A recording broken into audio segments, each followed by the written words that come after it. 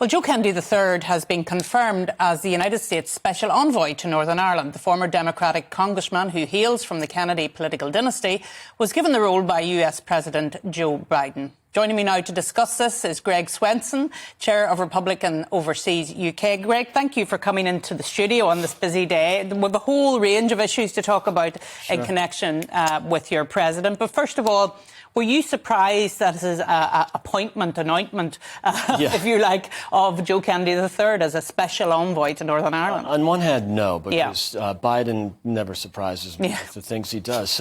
But also, he's obviously obsessed with the Kennedy family. He's already appointed two of the Kennedys to ambassadorships around the world, one in Australia, I think the other's in Austria, I can't remember. Yes, that's right. And so, it's no surprise that he's, giving another nod to the Kennedy family. I'm sure he'd do the same thing for other dynasty families, whether it's the Clintons or the Obamas. But the Kennedys just never seem to go away. It doesn't mean that Joe Kennedy is a bad guy. I mean, he's obviously qualified. He's gone to the right schools, Stanford and Harvard Law School. He was in the Peace Corps. He was a congressman. If they plucked him out of nowhere, maybe, but he was a sitting congressman for several terms. So he did make a political mistake back in 2020. He ran against an incumbent in Massachusetts, an incumbent senator. That's why he left Congress.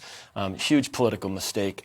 And then just the first loss for Kennedy, as I understand it, in Massachusetts. And so then he, disappeared and made some money at CNN, of course. But it's not an outrageous appointment, but I think it's a little tone. But he brings a little bit of thank you. He brings some baggage when you think of what's going on in Northern Ireland at the minute, because of course the Kennedys are very much an Irish American family, very on the green side of Irish America, and so.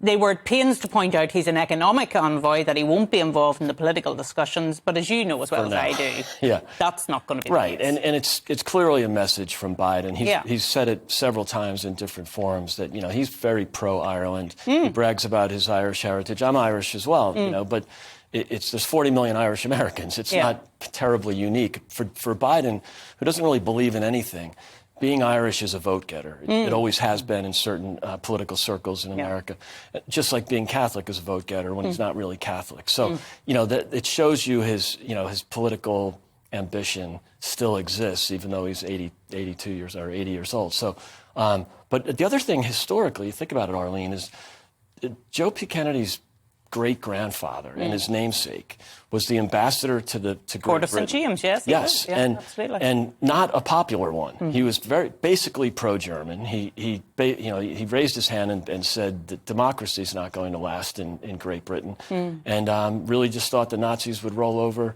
the great British people. And that was not a great moment for the Kennedy family, although they managed to bounce back. But it was, when John Winant became the ambassador, the king went to see him when he landed. I mean, that's how important and disliked Joe Kennedy was. And so there's some real history here. I'm not sure that President Biden considered that, but he should have, because there's obviously some baggage with really probably the most unpopular U.S. ambassador to the Court of St. James. Yeah, but as you say, quite some time ago, and we'll watch and see how he gets on and whether he is able to deal with unionism in a way that is even-handed, because I think that's what people will be watching for. Of course, there was a very high-profile visitor to the United States this week. President Zelensky chose to visit the United States of America. Do you think that was significant? It was. There's no doubt. I mean, whether you like him or not, or whichever side you're on, in terms of continuing support or limitless support, he did a good job. I didn't think it was respectful to address the joint houses of Congress in a T-shirt, but that's just me, and I know that's his signature that's his trademark. thing. I think that's it's his signature thing. I get it, but I think there could have been some respect. But I think he did a great job with his speech. And if his mission was to get more money, it worked.